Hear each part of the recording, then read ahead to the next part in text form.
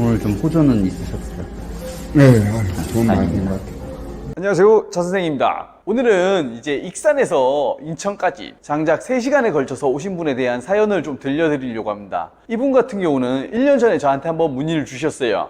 그런데 그때만 해도 거리가 멀고 이 방법이 맞을지, 제가 알려드리는 방법이 맞을지 안 맞을지 잘 모르겠다 싶어서 1년 동안 유예를 하셨고, 어쩌다가 다시 제가 생각이 나서 저한테 연락을 주시고 방문을 주셨어요.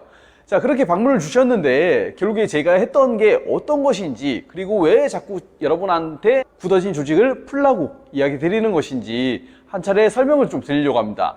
자, 보신 바와 같이 제가 지금 이분께 해드리고 있는 것은 결국에는 근육을 풀어주는 형태, 그거 외에는 아무것도 진행하지 않았어요.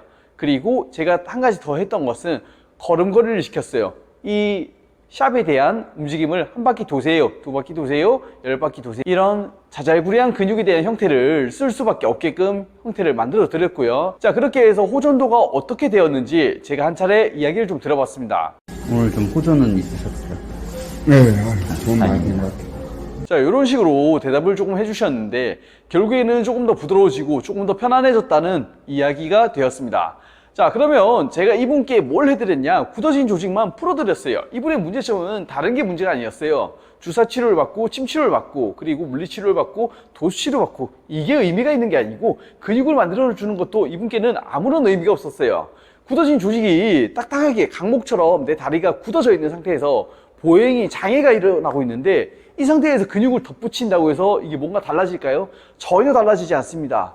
강목처럼 다리가 굳어졌다는 말은 내가 이미 다리에 대한 신경층 그리고 근육에 대한 근육층들이 다 굳어져서 이 혈액에 대한 게 폐쇄가 되었다, 이렇게 생각하시면 좋을 것 같은데, 그러면 그런 사람들 같은 경우는 사실상 혈액에 대한 공급 먼저 돌려준 다음에 그 다음번이 근육에 대한 힘을 붙여주는 게 이순인데, 근육에 대한 걸 먼저 붙여준다거나 아니면은 뭔가 인위적인 방법, 주사치료, 물리치료, 침치료, 이런 것과 같이, 시술과 같이 이렇게 다양한 방법들을 접목시킨다는 것은 이분께는 최악의 선택길밖에 될 수 없을 겁니다. 이러한 이유 때문에 제가 많은 분들께 꼭 해드리고 싶은 말씀은 굳어진 조직을 먼저 풀어주시고요. 그 다음번에 조직이 조금 말랑말랑해졌다, 아니면 내가 일상생활 정도는, 걸음걸이 정도는 가능하다, 내가 뭐 1시간, 2시간 걸을 수 있다, 그런 상황이 대처된다면 그때부터는 운동을 꼭 해주셔야 되는 부분이고요. 그 전까지는 조직이 먼저 풀어질 때까지 시간이 조금 필요하다 생각하시면 좋을 것 같습니다. 이렇게 풀어만 주셔도 내 몸이 이렇게 부드러웠나? 내 몸이 이렇게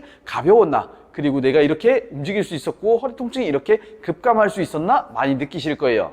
자, 그리고 한 가지 더 저한테 질문이 들어온 게 있어요. 일반적으로 그렇게 굴리고 나니까 처음 하루는 너무 좋았는데 선생님 그 다음날 너무 아프던데요? 다시 또 아파서 제가 이걸 해야 되는지 말아야 되는지 너무 고민이 됐어요, 라는 이야기를 많이 주시더라고요. 저는 그때 어떤 이야기를 드리냐면, 당연히 첫 술에 배부르다면 수술밖에 답이 없을 거라고 설명을 드려요. 수술은 제일 좋은 것은 한 번에 대한 고통이 들고 한 번에 대한 비용이 들지만 그 한 번을 통해서 그 다음번에는 확실히 편해져요. 그렇지만 보존치료 같은 경우는 시간이 걸릴 수밖에 없는 작업이에요. 즉, 한 번 했다고 해서 확 좋아지는 게 아니라 한 번 했기 때문에 조금 좋아졌고, 또 한 번 했기 때문에 조금 더 좋아지고, 또 한 번 했기 때문에 또 조금 좋아지고, 이렇게 조금씩 올라가는 성장세를 유지하는 것이기에 이 부분에 대한 인지가 없으면 사실상 너무 힘들어요.